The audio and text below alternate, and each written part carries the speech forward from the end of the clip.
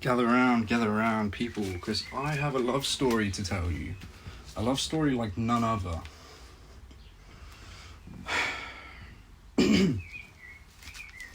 Gooners, Chapter 1.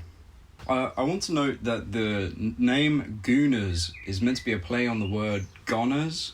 It's not that obvious, because it's just its own word anyway. Gooners, goners, whatever. Gooners, Chapter 1.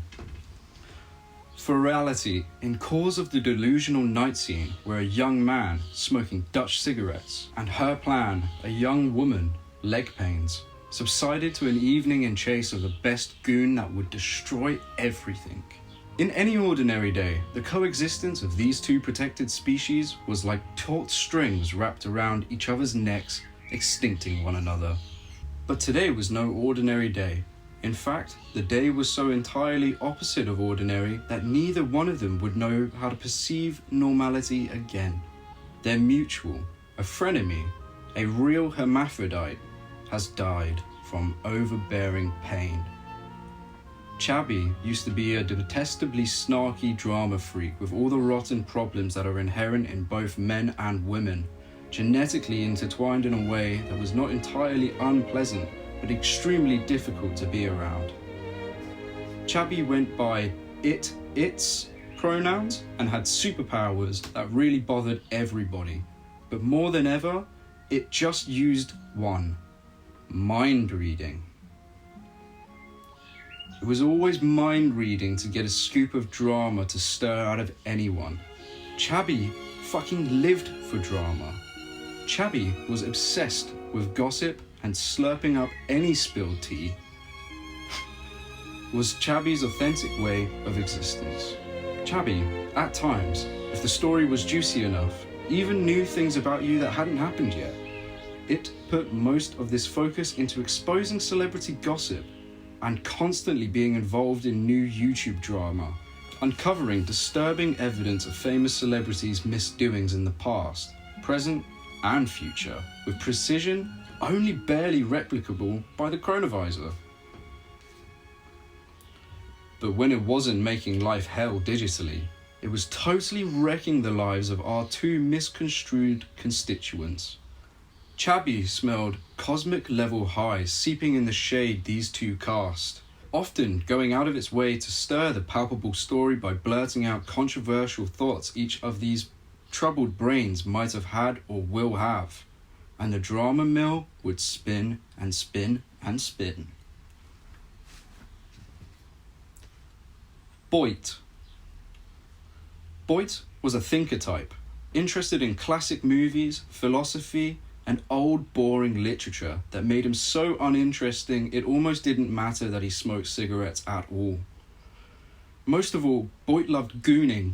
He would goon his penis constantly, boosting his sexual tolerance into the stratosphere, achieving goon sessions in the lengths of which could only be fathomed by those working in strokes per minute. Boyt, well advanced, worked in strokes per second, inducing trancing eternities, diluting the time in between the seconds in his mind, so that although he might have only gooned for 4 hours, it would be experienced in his mind for up to 400 times longer than in real time. This method was Boyt's only true source of happiness in his miserable, pitiful life, and it made him feel good knowing that up to 400 times than most of his life was spent in a goon trance. Girline was a self-hating racist who would have given it all to experience the wisdom of a more oppressed lifetime, and tweeted constantly about wanting to be any ethnicity other than white, that nobody liked and everybody thought was super fucking weird. But most of all, Girline loved gooning. She would goon her vagina with the genius innovation of Nikola Tesla, with powerful contraptions that simply kill any regular masturbator. Girline made her millions early in life from a big lawsuit she won against a billionaire who drove over her entire family with a digger, filming something new for Channel 9. She would use the money wisely, building tech to come more times than 100 women averagely do in their lifetime in 10 minutes. Shutting herself inside extreme goon caves for the days she claims to be working. Hoisted and tied up, controlled by crazy elaborate machinery, so complicated it would make even the most cracked engineers wince in fear of its scale, let alone understand the waterproofing technology she invented that's closer to extraterrestrial than military capabilities. Chabby always knew of the Gooning and never mentioned it, ever, not even once, in full awareness and fear of the suspected communion that would follow if, God forbid, these two weren't so ashamed of their secret goontastic talent and stopped arguing. But Chabby isn't here anymore. She died horribly from pain, leaving Boyt and Girline sitting quietly on a bench this evening. With not a single word to say to each other, the silence is strangely blissful, but solemnly, pretty soon, both of them are thinking about how they'd much rather be gooning right now. Boyt becomes so hard it makes him feel dizzy, and Girline so wet that the patch might as well glow from visibility. They both stand up to say goodbye, and Girline notices Boyt's erection immediately. In Boyt's mind, this boner might have been hard for half of his life already, and he was flexing it so that it moved in a mildly pleasurable way. Boyt, at the exact same time, sees Girline's wet patch because she is, without realizing, already beginning to goon right there and then. The two awkwardly meet each other's gaze and eke out goodbyes before running home to goon harder than they'd ever before, which was quite something for these two. The whole run home, each of them had a million sexual thoughts about the strange interaction. Boyt was past himself with wonder, but Girline, being the smarter of the two, knew something deeper, on a game sees game type of thing, but couldn't believe she was even thinking about a white boy. But it somehow turned her on, knowing that it was so against everything she stood for, which was what a white girl deserved. Chapter 2. Since Chabby died, literally everything is better now for everyone across the world. Well, except for her millions of fans, who now grotesquely mutilate or kill themselves in solidarity with Chabby. It's becoming a newsworthy epidemic. Apparently it comes from a last video posted where she insisted her fans do that if she ever died, but Girline and Boyt know that something strange is at play. They meet to talk about it at the bench overlooking the river and quickly define it to be some kind of bizarre deep-fake smear campaign orchestrated by shadowy forces they had no idea how to unpack. Chabby had made an enemy out of every person with a pulse, and pinning down which one of its enemies would have done this was rendered infeasible. They were both smart enough to know Chabby's beefs best go down with Chabby. They sat quietly for a moment in appreciation of their minds put together positively for the first time ever. She asks him what he likes to do, and before he can get to his cretinous opinion about Forrest Gump, he is mentally caught on the G in Gump, and before he knows it, he's saying "Goonang" in the accent of a Southern American idiot with severe learning disabilities. Girline almost came but stopped herself because of her strong feelings against Southern America and didn't want to think about it, but by the time she was winning the Civil War again, she saw Boyt had become feverishly embarrassed. She had to think fast, pulling her phone out to show him her Reddit account, completely revealing her true Gooner identity. Boyt stood up and walked over to the river wall, holding the bridge of his nose tight. He felt relieved she didn't call him a pervert, but felt crushed by the weight of big black cock. He was so absurdly horny it hurt his eyes. "If you think about me, I'll think about you," Girline says, kissing his cheek and running home to relentlessly goon. Boyt pre-ejaculates almost immediately, which should not have been possible at his tolerance level. He spends the rest of the day not gooning at all. He just twirled daisies in his fingertips, thinking about Girline coming a million times before he would see her next. The next day, he goons a car crash of jizz that almost breaks his arms looking at her Reddit account. Girline is hooked up to some machine, enacting every possible fetish mid-air. Her mind is warped and full of visions of Boyt. She posts on Reddit hoping he will see it. It's a message just for him that reads, "Goon in your pants for a few days, and do not wash or change them. Give them to me for a trade." Boyt sees it immediately, but doesn't make that directly clear. He quietly follows instructions, and Girline does the same with all the anticipation of first love. On the day of the exchange, both of them so needingly melt at the sight of each other they barely manage 10 seconds before throwing the underwear at each other and bolting back home to examine everything. The sick fucks don't even wait until they're home to start, both of them sniffing and tasting the whole way back, perfectly in sync.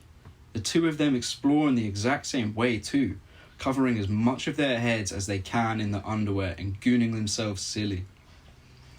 They haven't seen each other in days. Not to mention the eternity Boyt would experience daily thinking about just her. Girline wouldn't leave his thoughts as he would not hers, just as they promised. This was love like no other. The two, surprisingly enough, arranged to have a dinner date. Nowhere public though.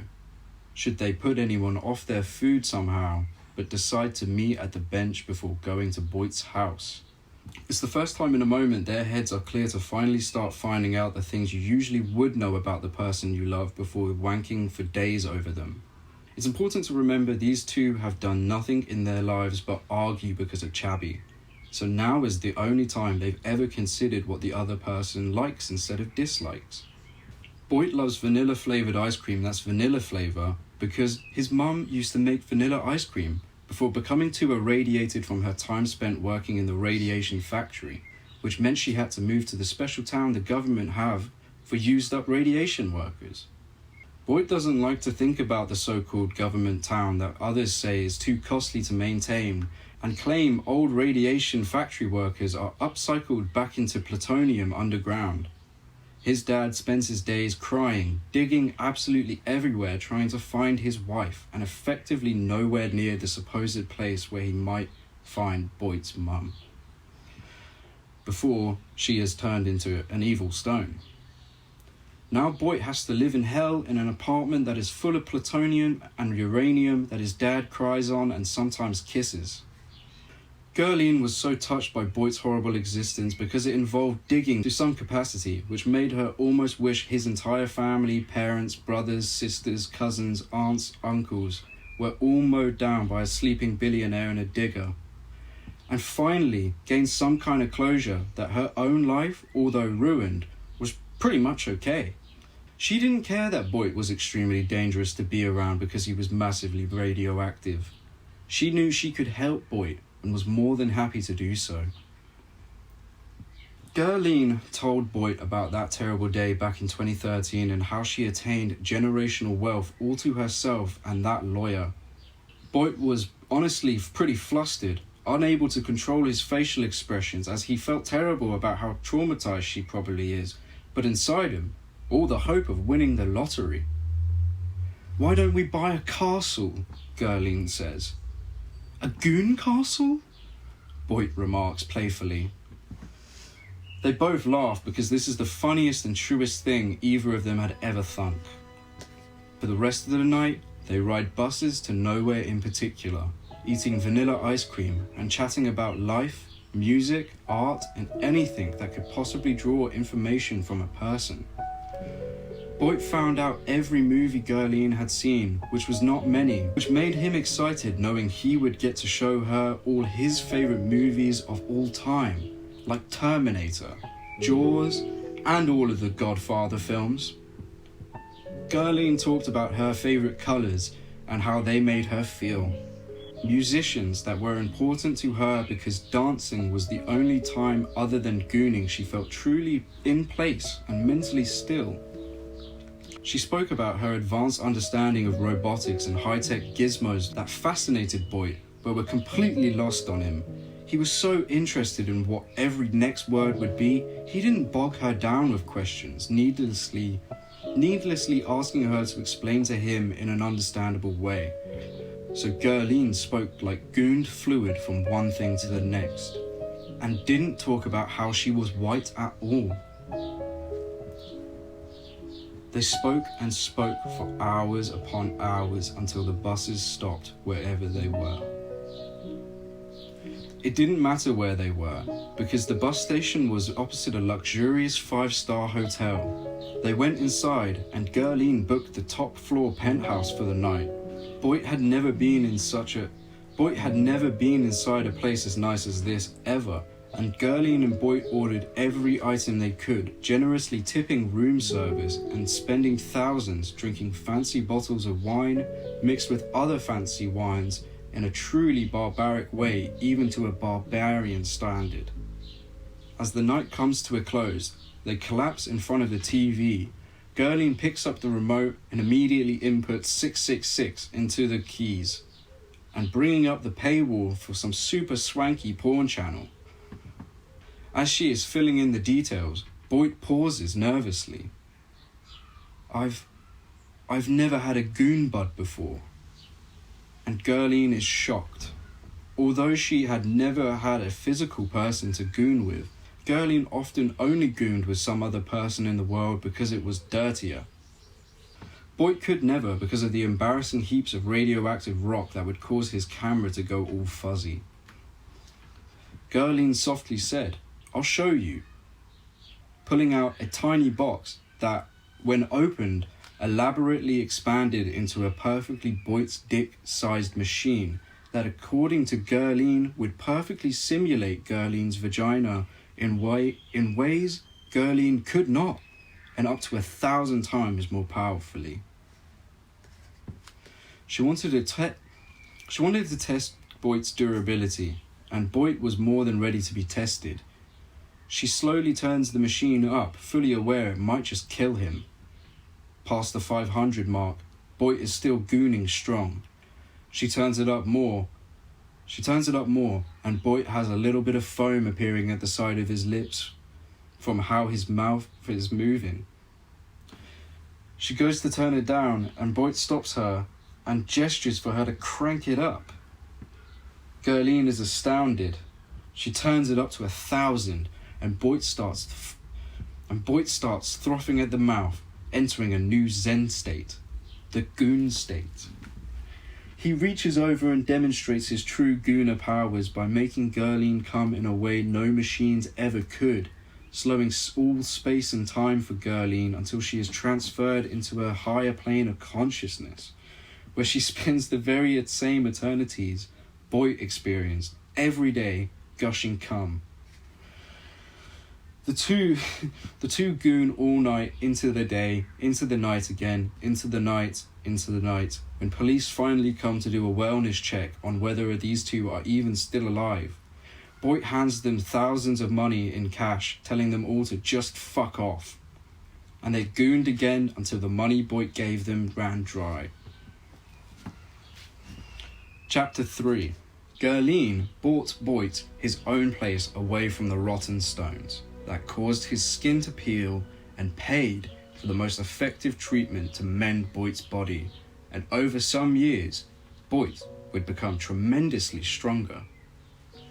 Boyt loved Girline so much, and Girline marvelled at Boyt's improving body, feeling very good that she could help him so much. And they did everything any normal, happy couple would, travelling the world, laughing at penguins in Antarctica, perusing the Amazon rainforest, finding huge amounts of gold that monetarily benefited them nothing, so they gave it away to the poor. They even met a real hermaphrodite in Africa, obsessed with petty violence, which they laughed about, figuring out if they would have preferred this or the drama queen that was Chabby.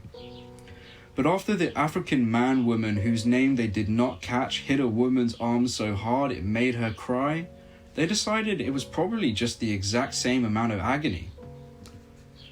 They often laughed about Chabby these days. It existed to them as part of an unbelievable tale of how they met. And they constantly made up new fabricated versions of it whenever they would meet new people, To them, they could see Chabby everywhere in their lives, as the popularity of some of her wildest videos would go global when they became true. It became revered for its clairvoyance power, and became a respectable source of information about the future and the past that professionals would study, because it would often leave seemingly groundbreaking details about societal change, just as just scene setters for celebrities who hadn't existed yet, but had been confirmed to now be born. Most of the time, it was of no serious interest to Boyt and Girline. They were happy knowing it would be happy with the amount of fame and status it would have if it had not died in pain. Life was perfect for Boyt and Girline. They sat on the bench where it all began, and Boyt asked her to marry him. She said yes. Of course she did. She loved Boyt more than anybody could ever love anyone. Now that Boyt was in peak performance, his strokes per second improved into the millisecond level. The goon trance time perception was in the billions of years of overwhelming pleasure. But all Boyt ever needed was that very first machine Girline made him all those years ago. The only adjustments being to size and additional wireless receptors for next to infinite power. They didn't need to front to anyone anymore. They could spend what felt like eternity gooning together. It was love. Beautiful, beautiful love. Every day. Girline had waited a very long time to take these next steps, and if you meant marriage, she meant something entirely different. She was developing a new technology as ever, but something was lurking beneath it. Unforeseen to Boyt, as it could have been just any of the wacky and wonderful experiments his fiancée would get up to. And to Girline, a blinded and honest curiosity. She scanned Boyt's hand movements in all his glory on a fake computer vagina, and some more tests in various states of matter like sand, water, gas, taking notes and saying things like, "Very good." It was soon after these experiments that Boyt got the call that his father had been digging out on a farmer's land when the tunnel collapsed, burying his father and killing him overnight.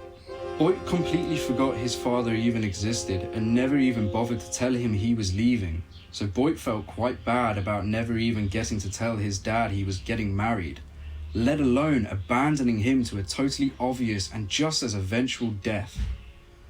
It was imperative that he had to go back to the apartment, that horrible place Boyt wanted to escape so badly, and would do so.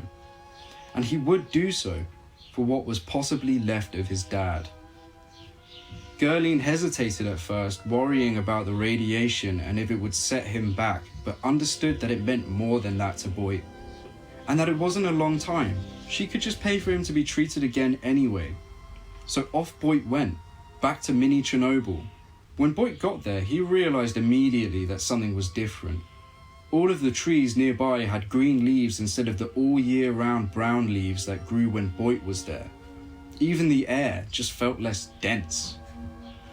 As soon as Boyt walked inside the apartment, he couldn't believe it. Every single piece of radioactive rock was gone. His room still had his old computer and the HD webcam attached, which he bought when he thought it was a camera problem instead of a radiation situation. The only thing missing? The piles, floor to ceiling of rocks that were Boyt's father's insane attempts at Boyt's mother. He turns on the computer and the webcam actually works pretty good now. He considers a goon but decides to look around first. Whilst looking around at the bare walls and vague stains, he finds a room entirely empty before he was in it. 10 years ago, this very room was inaccessible to anybody because it was completely dedicated to the radiation's rocky flesh. In the next room, he finds a chair and a TV not plugged in, and in the next, he finds his father's bed. Before, there was almost a zigzag corridor to the far half of his bed where Boyt's father cried metal tears. On the table near the kitchen, Boyt found the first sign of his dad's possessions, and it was very simple and practical for Boyt. His dad had seemingly been keeping a diary since Boyt left, which filled him in on everything his father had been doing, and the story crippled Boyt with sadness. Boyt's father blamed the rocks for making Boyt leave at first, painstakingly move every rock back just in case Boyt had become trapped amongst them, cursing each rock as he did. It seemed when the stones were all gone, Boyt's father came to the realization that Boyt wasn't swallowed or persuaded to leave by any radioactive rubble, and that it was more likely his digging antics when he should have been healing with his son. If only his dad knew that was only partly true, he thought to himself. His dad's head swelled with reality that hurt him, but was what he allowed it to become by being a maniac. His dad had gained his sanity back after many years. For many more years afterwards, Boyt's father tried a more practical approach to finding Boyt, printing posters, running ads, and outright asking everyone in town if they had seen him anywhere, but it was no use. Boyt was in many different countries around this time. Then, for the rest of his father's life, he would spend it depressed, sitting in front of the television, hoping he would die of cancer. It was the thing him and Boyt were most likely to die of long term. It reads on the page on the day before his father's death that he was prescribed a new antidepressant, and Boyt is filled with the unnerving feeling this probably caused a relapse back into his delusions, and either went to go look for Boyt or his mother back in the ground. Boyt cries and cries for hours. Boyt cries and cries for hours before he calls Girline. She does not answer. Boyt is disappointed, but knows how busy she can get. Probably gooning, laughs to himself, which cheers him up ever so slightly. Enough that he goons in his old room for the one last time before sleeping. If only he knew how right his little joke was. Girline is noticing that she is definitely hornier when people die, and doesn't really know why or care to understand. She is in the early stages of this new experiment with Boyt's measurements, and from sheer desperation loosely twangs some quantum computers and a few knickknacks together to make a prototype to a machine that would change everything. Girline mounted the device, and as soon as she turned it on, she thought she could think about something for a second before her ability to think completely faded. The machine improved upon Boyt's method, working his beats per millisecond into the zeptoseconds. She could feel she was almost at the cusp of the most intense gooning experience anyone could ever have, but dared not to move for what felt like longer than she had ever been gooning before, and could not believe it. When she turned off the machine, only 3 minutes had passed. She immediately begins finishing the machine and building its final form, and spends the whole night doing so. All the while, Boyt is still travelling overnight to his father's house. In the morning, her magnum opus is finished. Strokes per zeptosecond. With this machine, you're looking at Planck time, light speed. The Goon trance is now at an all-time high in power, the experience shadowing any livable experience. It was an instant next to infinity of all-encompassing pleasure, so intense it fires up the entire brain power at full 100% to feel everything. There was no way to describe the gooning trip at this point, as there are no words that could emphasize its spectacularity. She didn't need to, because it would mean she would have to turn it off even to try, and even if she wanted to right now, she couldn't turn it off, and that was fine to her too. Boyt called her again in the morning and she still didn't answer, so he texted her a few times with no response. He was a little hurt and confused at the sudden coldness in his time of need. The first phone call, sure, but at this time, he was right to be a little concerned. After a whole day of no answer, Boyt finished up the paperwork and item moving he had to before going home. It's been almost 2.5 days since Boyt spoke to Girline, and he was about to find out why.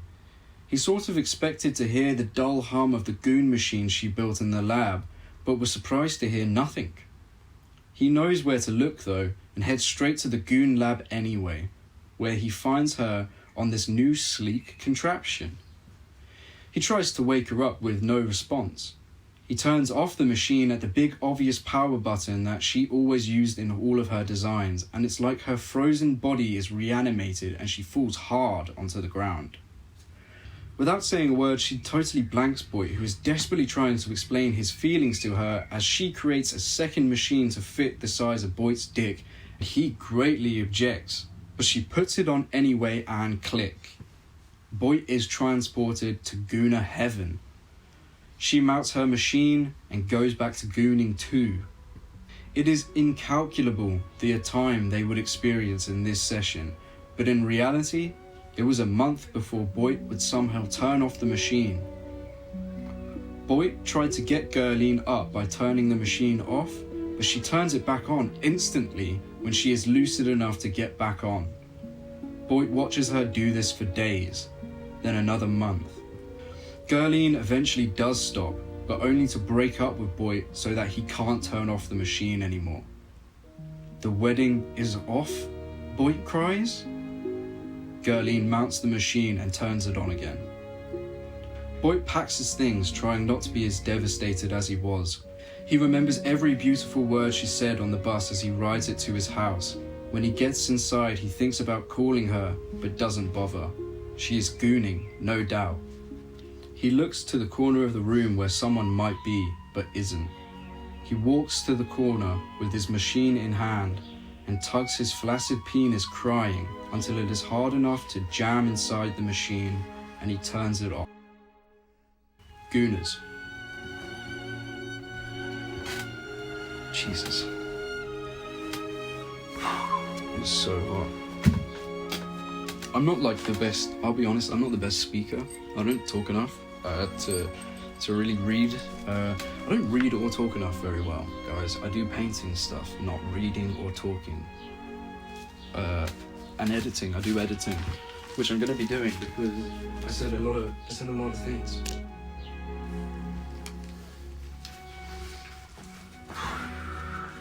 Fuck.